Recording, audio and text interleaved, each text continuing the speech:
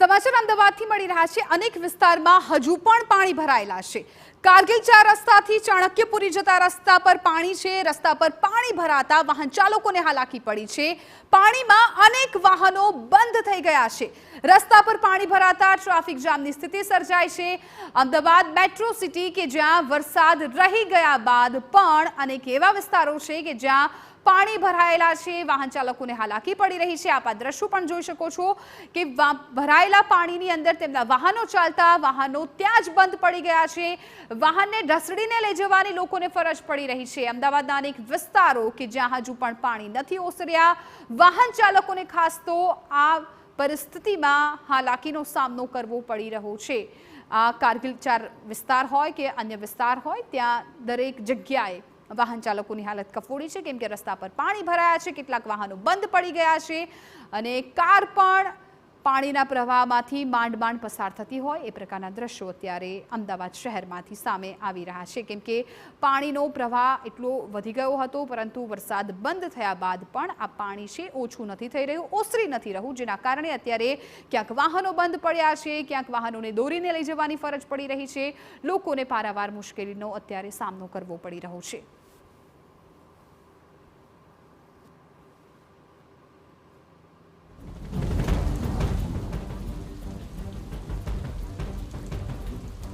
તો અમદાવાદમાં અત્યારે વરસાદી માહોલે થોડો વિરામ લીધો છે, પરંતુ અનેક એવા વિસ્તારો છે કે જ્યાં હજુ પણ વરસાદી પાણી ભરાયેલા છે।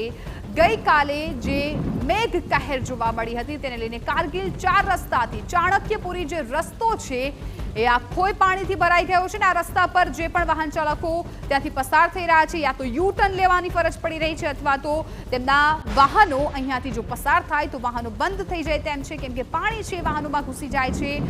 બાઇક ચાલકો હોય કે એક્ટિવા ચાલક હોય કે કાર ચાલક હોય, આ તમામ લોકોને અત્યારે મુશ્કેલી પડી રહી છે। અમારા સંવાદદાતા હરીન માત્રવાડિયા વધુ જાણકારી આપી રહ્યા છે। હરીન, અત્યારે અમદાવાદના કયા વિસ્તારમાં આપ છો અને ત્યાં કેવી સ્થિતિ છે, કેમ કે અત્યારે જ્યાં જુઓ ત્યાં પાણી ભરાયેલા છે અને ખાસ તો આ પરિસ્થિતિમાં વાહન ચાલકોને ભારે હાલાકી પડી રહી છે।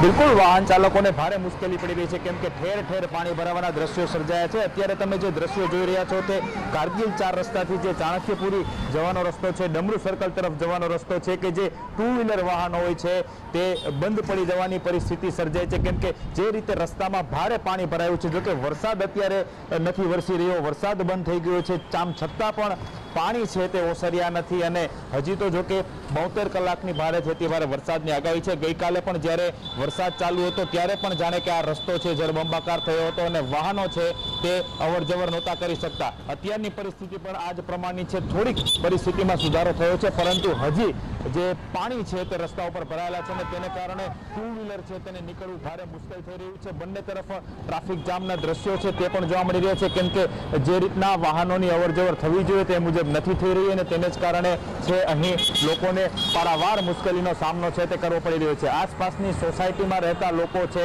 તેઓ પણ મુશ્કેલીથી તેમના ઘર સુધી પહોંચી રહ્યા છે, કેમ કે રસ્તા ઉપર જ એટલું પાણી ભરાયેલું છે કે લોકોને અંદર સુધી પહોંચવામાં મુશ્કેલી પડી રહી છે। મોટાભાગના 2 વ્હીલરો કે જે અહીંથી પસાર થઈ રહ્યા છે તે બંધ થઈ રહ્યા છે, અથવા તો તેમને જે સ્કૂટર છે અથવા તેમનું બાઇક છે તે ત્યાંથી જ પોતે દોરી અને લઈ જવું પડી રહ્યું છે। અવરજવર કરતા તમામ લોકોની મુશ્કેલી છે। હજી પણ અહીં કોઈ પણ જાતની વ્યવસ્થા પાણી નિકાલની કરવામાં નથી આવી રહી।